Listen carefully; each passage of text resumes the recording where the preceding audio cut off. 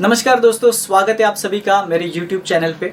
आज से मैं एक नई सीरीज स्टार्ट करने जा रहा हूँ जिस सीरीज का नाम है नॉलेज बाइट्स। ओके, अब इस नॉलेज बाइट्स के सीरीज के द्वारा, जैसे कि नाम में ही आपको पता चल रहा होगा, नॉलेज मैंने लिखा हुआ है, ठीक है। तो मेरा मेन ऑब्जेक्टिव ये है कि बहुत ही छोटे छोटे टॉपिक्स जो कभी कभी बहुत ज्यादा यूजफुल आपके लाइफ में हो सकते हैं, और ऐसे स्टूडेंट्स या ऐसे लोग जिनको नॉलेज की ज्यादा क्यूरियोसिटी है, ओके, उनके लिए मैं ये सीरीज लेके आया हूँ।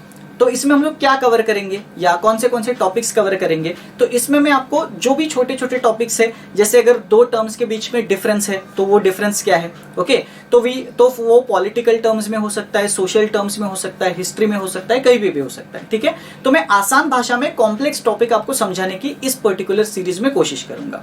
इसीलिए मैंने इस सीरीज को नाम दिया है नॉलेज बाइट्स, जिसमें मैं बहुत ही कम टाइम में 15 से 20 मिनट में आपको बहुत ही कॉम्प्लेक्स टॉपिक जो है वो आसान करके बताऊंगा, ठीक है। अब आप लोगों के अगर कुछ सजेशंस होंगे कि कोई टॉपिक अगर आपको कॉम्प्लेक्स लगता है तो उसके बारे में वीडियो बताओ, तो डेफिनेटली आप कमेंट बॉक्स में मुझे वो सजेशंस लिख के भेज सकते हो, तो उसके ऊपर भी मैं वीडियो बनाने की डेफिनेटली कोशिश करूंगा, ठीक है।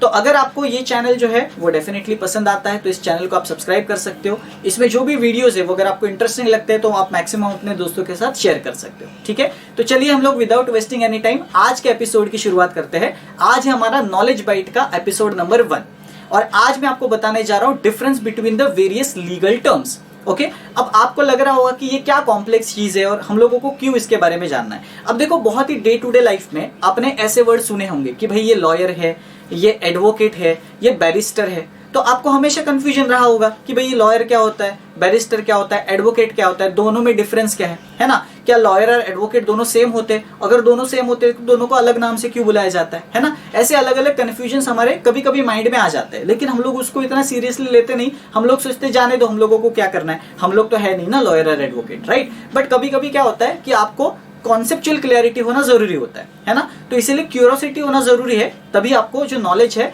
वो ग्रास्प करने की ज्यादा कैपेबिलिटी आती है। तो आज की वीडियो में मैं आपको अलग अलग लीगल टर्म्स के बारे में डिफरेंस बताता हूं कि लॉयर, बैरिस्टर, इन दोनों में क्या डिफरेंस है, एडवोकेट क्या होता है, और उसके बाद और भी अलग अलग टर्म्स होते हैं, जैसे पब्लिक प्रोसिक्यूटर होता है। कभी कभी मूवीज वगैरह में जो कोर्ट रूम ड्रामाज होते हैं, खास करके उस मूवीज वगैरह में ऐसे वर्ड्स यूज किए जाते हैं, तो हम लोगों को उसका ज्यादा आइडिया नहीं होता है ना। तो इसीलिए उसको सिंप्लीफाई करने की आज मैं कोशिश करूंगा। तो चलिए सबसे पहले हम लोग देखते हैं कि लॉयर और बैरिस्टर, ये जो दो टर्म्स है, इनमें डिफरेंस क्या है। अब जैसे कि आप इमेज में देख रहे होंगे, लॉयर जो है वो लॉ ग्रेजुएट होता है फ्रॉम द इंडिया, ठीक है। अब इसका मतलब क्या है, आपको पता ही है कि हमारे इंडिया में बहुत सारे अलग अलग लीगल कॉलेजेस हैं जो आपको लॉ की पढ़ाई करने का मौका देते हैं, ओके।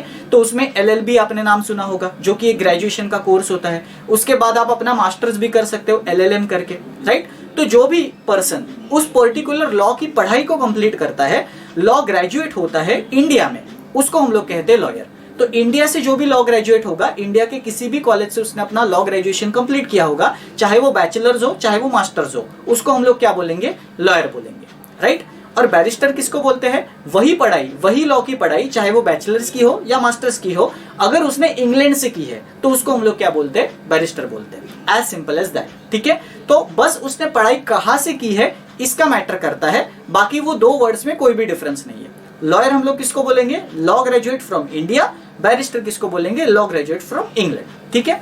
अब यहाँ पे आपके मन में एक सवाल जरूर आया होगा कि लॉ की पढ़ाई तो पूरी कर ली, बट क्या इससे हम लोगों को कोर्ट में प्रैक्टिस करने का लाइसेंस भी मिल जाता है। क्योंकि चलो आपने ग्रेजुएशन तो कंप्लीट कर लिया, जैसे कि मान लो कि आपने इंजीनियरिंग में से ग्रेजुएशन किया हो, ओके, लेकिन इंजीनियरिंग में ग्रेजुएशन करने से आप किसी कंपनी में जॉब करने के लिए एप्लीकेबल होते हो क्या। आपको डेफिनेटली उस कंपनी का कुछ एंट्रेंस एग्जाम होगा, कुछ क्राइटेरिया होगा, कुछ एप्टीट्यूड टेस्ट होगा, इंटरव्यू होगा, वो देना पड़ता है, फिर ही आप जाके कंपनी में जॉब कर सकते हो। ठीक उसी तरीके से लॉ में भी वैसा ही है। जब आप लीगल एजुकेशन अपना कंप्लीट कर लेते हो तो आप डायरेक्टली कोर्ट में प्रैक्टिस करने के लिए एप्लीकेबल नहीं होते हो, आपको एक एग्जाम देना पड़ता है। तो ये बात आपको समझनी है कि अगर आपको कोई पर्सन बोलता है कि वो लॉयर है या वो बैरिस्टर है, तो सबसे पहले आपको उनको पूछना चाहिए कि क्या आपके पास कोर्ट में प्रैक्टिस करने का लाइसेंस है कि नहीं, मतलब आप एडवोकेट है कि नहीं।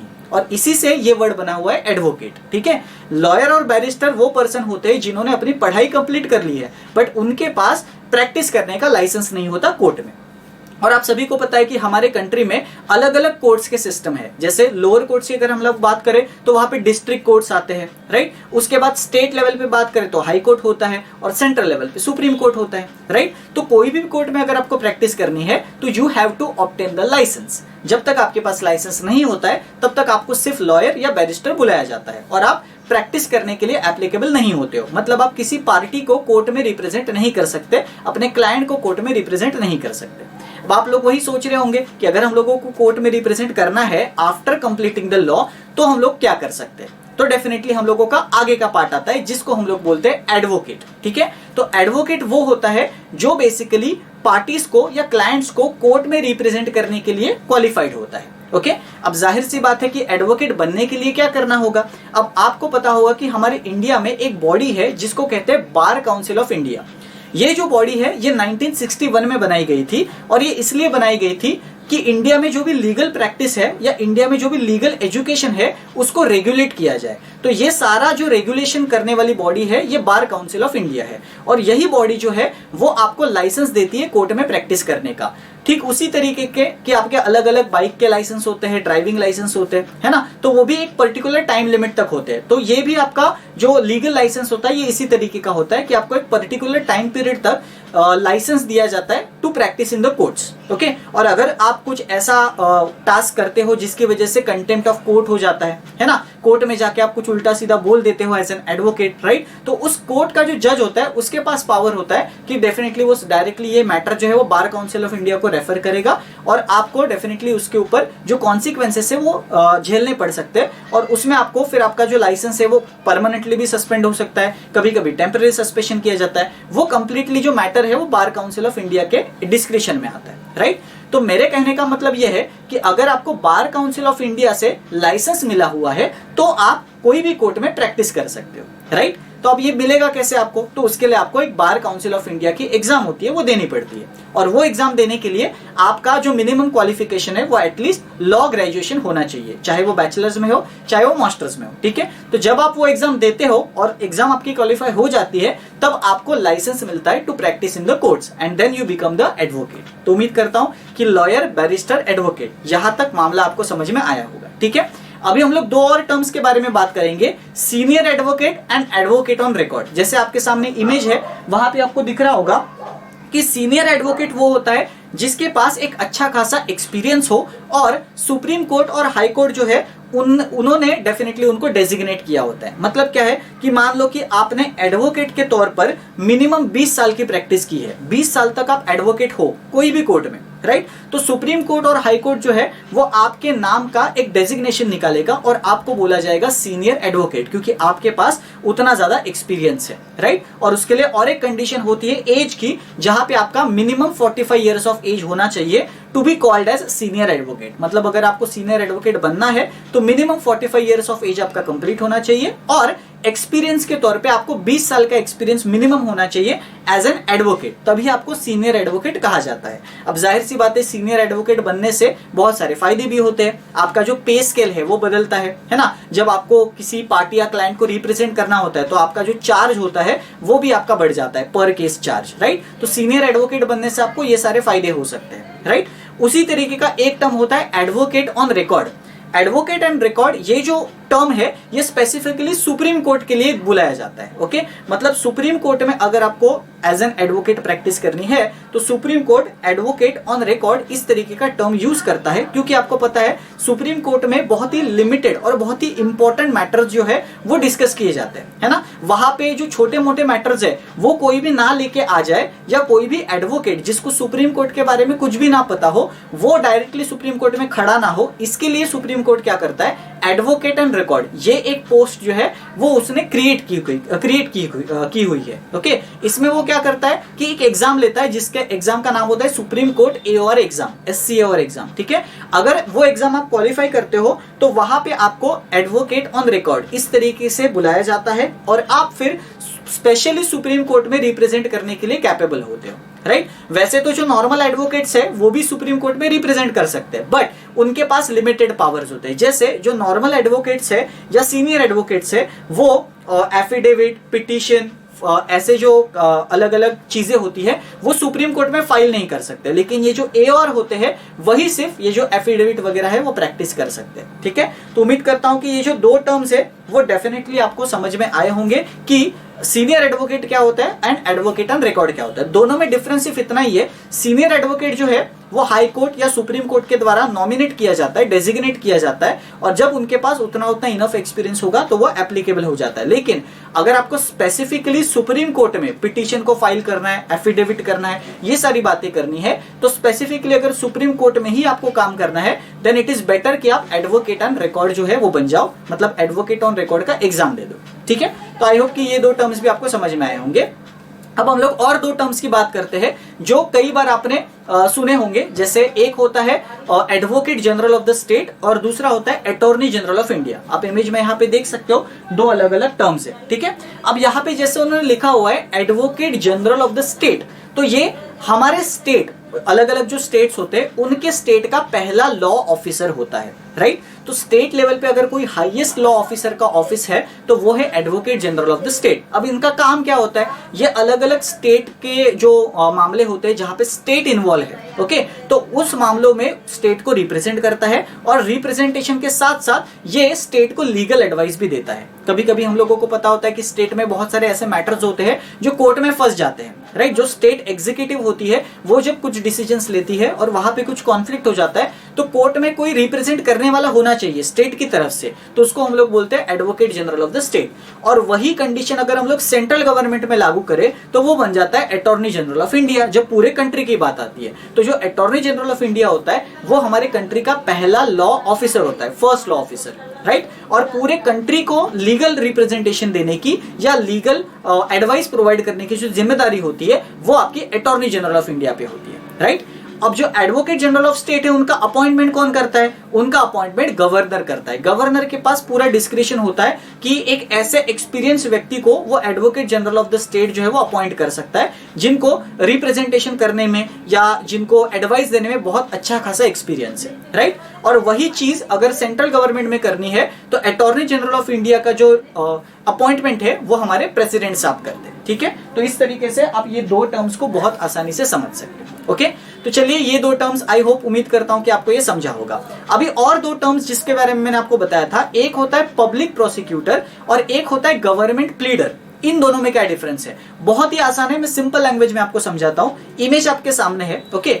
अब देखो होता क्या है कि हमारा जो जुडिशियल सिस्टम है इसमें दो अलग अलग तरीके के मेजरली केसेस के डिविजन्स किए हुए हैं। एक होता है क्रिमिनल केस, एक होता है सिविल केस, और दोनों केसेस को अलग अलग हैंडल करने के लिए लोअर लेवल पे डिविजन्स भी होते हैं। आपने कई बार सुना होगा जिला एवं सत्र न्यायालय, मतलब district and the sessions court. तो इसमें जो डिस्ट्रिक्ट वाला जो पार्ट है वो बेसिकली आपके सिविल मामलों को देखता है, और जो सेशन वाला पार्ट है, सेशन कोर्ट जो है वो आपके क्रिमिनल मामलों को देखता है। ओके, अब सिविल मामले क्या है, आप बोलोगे कि सर ये सिविल क्या बोल रहे हो, सिविल का मतलब क्या होता है। सिविल मामलों का सिंपल मतलब होता है ऐसे मामले जहां पे पैसों का मैटर हो, जहां पे प्रॉपर्टी का मैटर हो, जहां पे फैमिली के बीच में झगड़ा चल रहा हो, मैरिज के बीच में वगैरह, है ना। ऐसे सारे जो मैटर्स है जिसमें ज्यादातर क्रिमिनल एंगल इन्वॉल्व नहीं है उनको हम लोग सिविल मामलों में काउंट करते हैं, राइट। और क्रिमिनल केसेस क्या होते हैं, जैसे आपको मर्डर का केस है, अटेम्प्ट टू मर्डर का केस है ना। इस तरीके के जो मामले हैं जहां पे क्राइम इन्वॉल्व है वहां पे बेसिकली हम लोग क्रिमिनल केस काउंट करते हैं। ओके, अब इसमें क्या होता है, जो क्रिमिनल केस होते हैं जब हम लोग उसको कोर्ट के भाषा में बोलते हैं, जब लीगल टर्म्स में उसको बोलते हैं, तो ऐसा माना जाता है जब किसी एक पर्सन ने दूसरे पर्सन के खिलाफ क्राइम कमिट किया है। ओके, लेट्स से एक पर्सन ए है और एक पर्सन बी है, और उस ए पर्सन ने बी के अगेंस्ट क्राइम कमिट किया गया है। तो जब लॉ के भाषा में हम लोग उसको देखते हैं तो ऐसा माना जाता है कि वो क्राइम बी के खिलाफ नहीं, वो क्राइम पूरे सोसाइटी के खिलाफ कंसीडर किया गया है। ओके, क्योंकि जाहिर सी बात है कि वो ए जब बी को हार्म कर रहा है तो सिर्फ वो बी को हार्म नहीं कर रहा है, वो by and large as a society को हार्म कर रहा है। तो वो इंडिविजुअल को हार्म नहीं करता है, वो उस पर्टिकुलर सारे सोसाइटी को हार्म करता है, राइट। ऐसा लॉ में माना जाता है। इसीलिए हम लोग बोलते हैं कि कोई भी एक पर्सन जब दूसरे पर्सन के खिलाफ क्राइम कमिट करता है तो वो crime committed against the society माना जाएगा, नॉट अगेंस्ट द इंडिविजुअल। ठीक है, अब इसका मैं आपको बहुत इजी एग्जांपल देता हूं, सिंपल एग्जांपल, जिस केस के ऊपर बहुत सारी मूवीज भी बनी है। आप यहाँ पे इमेज में देख सकते हो। यस, उस केस का नाम है KM Nanavati versus the state of Maharashtra, जो 1959 में केस आया था। ओके, और इसके ऊपर कई सारे मूवीज बनाए गए हैं। ओके, अगर आप पुराने मूवीज की बात करो तो ये रास्ते हैं प्यार के, जो सुनील दत्त की मूवी है, फिर अचानक विनोद खन्ना की एक मूवी है, रुस्तम तो आप सभी को पता होगी अक्षय कुमार की मूवी है, और एक वेब सीरीज भी थी वर्डिक्ट, स्टेट वर्सेस नानावती। ठीक है, तो ऐसे अलग अलग जो सीरीज है या मूवीज है वो बनाए गए हैं इस केस पे। ओके, अब आप इस केस के नाम पे अगर आप ध्यान दोगे तो इस पे क्या लिखा हुआ है, commander KM Nanavati versus the state of Maharashtra. अब एकदम सिंपल लैंग्वेज में ये केस क्या था ये मैं आपको बता देता हूं, वैसे आपको पता ही होगा। ओके, KM नानावती एक नेवल ऑफिसर हुआ करते थे, जिनके वाइफ का जो अफेयर था वो एक बॉम्बे बेस्ड बिजनेसमैन के साथ चल रहा था, और उस बिजनेसमैन का नाम था प्रेम आहूजा, राइट। और जब अफेयर के बारे में KM नानावती साहब को पता चला तो उन्होंने वो जो प्रेम आहूजा थे उनका मर्डर कर दिया था, और उसके बेसिस पे ये केस चला था। ठीक है, लेकिन अगर आपने केस का नाम ठीक से देखा होगा तो इसमें लिखा हुआ है वर्सेस स्टेट ऑफ महाराष्ट्र, जबकि आप बोलोगे कि सर इसमें तो वर्सेस प्रेम आहूजा होना चाहिए क्योंकि दोनों के बीच में ये हुआ था, बराबर। तो जो क्राइम करने वाला है और जो विक्टिम है उन दोनों के नाम होने चाहिए, है ना। लेकिन मैंने क्या कहा आपको, लॉ के टर्म में जब कोई एक पर्सन दूसरे पर्सन के खिलाफ क्राइम करता है तो वो जो विक्टिम है उसका नाम नहीं आता, क्योंकि हम लोग ये एज्यूम करते हैं कि वो जो क्राइम है वो सोसाइटी के अगेंस्ट हुआ है, इसीलिए वो स्टेट के अगेंस्ट क्राइम होगा वो माना जाएगा। अब डेफिनेटली वो बॉम्बे बेस्ड बिजनेसमैन थे, इसीलिए स्टेट ऑफ महाराष्ट्र, मतलब जो महाराष्ट्र की स्टेट गवर्नमेंट है वो बेसिकली उनके बिहाफ पे केस लड़ेगी, विक्टिम साइड पे। विक्टिम साइड मतलब जिसके साथ क्राइम हुआ है, ओके, और दूसरा साइड डेफिनेटली होगा जिसने क्राइम किया हुआ है। ओके, अब जाहिर सी बात है कि ये दो साइड से उनको दोनों को रिप्रेजेंटेशन चाहिए होगा, है ना। जो कि KM नानावती साहब है उनको हम लोग बोलते हैं डिफेंस, जो कि हमारा अपना डिफेंस करेंगे, अपना बचाव करेंगे, जो भी उनको एक्यूजेशंस उन पर लगाए गए हैं, है ना। तो उनको हम लोग बोल सकते हैं एक्यूज भी, या उनको एक्यूज को रिप्रेजेंट करने वाले जो लॉयर होते हैं उनको बोलते हैं डिफेंस लॉयर, राइट। लेकिन